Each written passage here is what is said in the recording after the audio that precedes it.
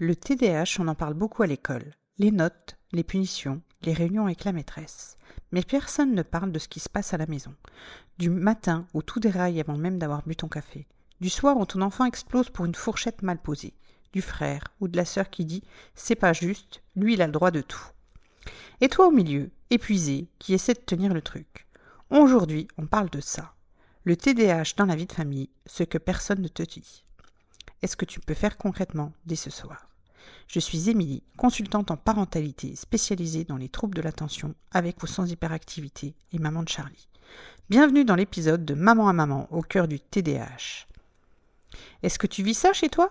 Le matin, c'est la guerre, chaussures introuvables, cartable pas prêt et ton enfant qui est encore en pyjama à 8h20 alors que l'école commence à 8h30. Toi, tu cries, lui, il se fige et vous partez tous les deux mal. L'après-école, c'est l'explosion.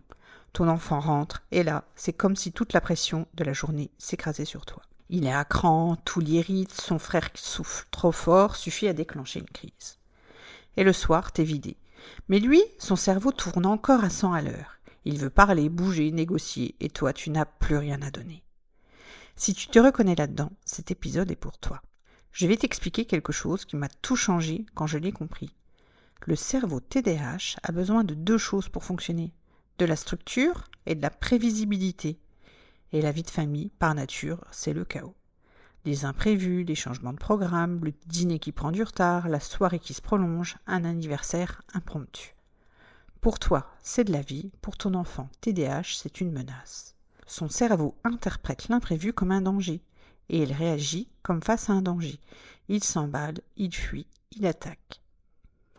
Ce n'est pas du caprice, ce n'est pas un manque d'éducation, c'est neurologique.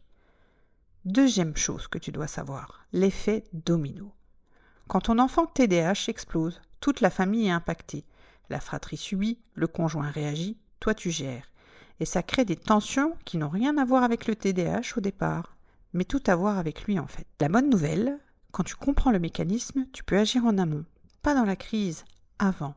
Alors voilà ce que j'ai mis en place chez nous et ce que je partage avec les mamans que j'accompagne. Le premier outil, la routine visuelle. Pas une liste écrite, un tableau avec des images et des pictogrammes. Matin, après école, soir, chaque étape est visible, dans l'ordre, toujours au même endroit. Pourquoi ça marche ? Parce que tu enlèves de la charge mentale. 2. C'est quoi la suite ? Ton enfant n'a pas besoin de te demander. Il regarde son tableau et toi, tu n'as plus besoin de répéter 10 fois. Le deuxième outil, la zone de décompression après l'école. 15 minutes, juste 15 minutes. Quand ton enfant rentre, il ne va pas directement dans la vie de famille.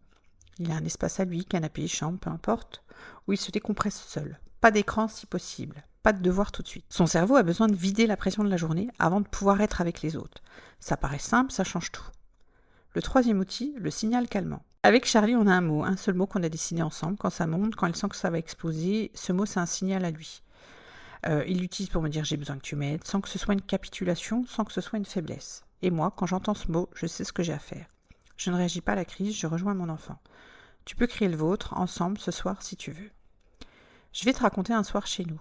Charlie avait 8 ans, je crois. On rentrait d'un week-end, changement de rythme, chambres différentes, bruit, 2 jours de surstimulation. On rentre un dimanche soir, il est à bout, moi aussi, et au dîner, son frère prend accidentellement son verre.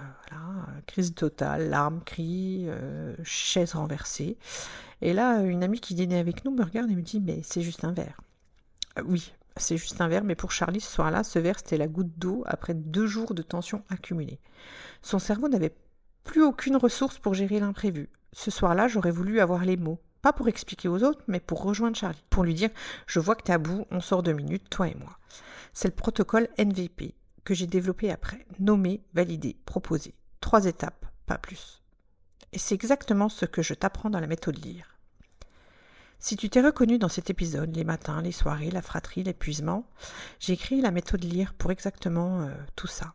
C'est un guide pratique de 31 pages avec les 6 piliers, 5 protocoles prêts à l'emploi et les mots exacts pour chaque situation. Le lien est dans la description. C'est 37 €, tu le télécharges ce soir et tu commences demain matin ou tape LIRE en DM sur Instagram et je te l'envoie directement. Et si cet épisode t'a parlé, partage-le à une maman qui en a besoin.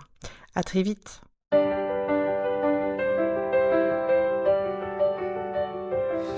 Maman à maman au cœur du TD. cœur.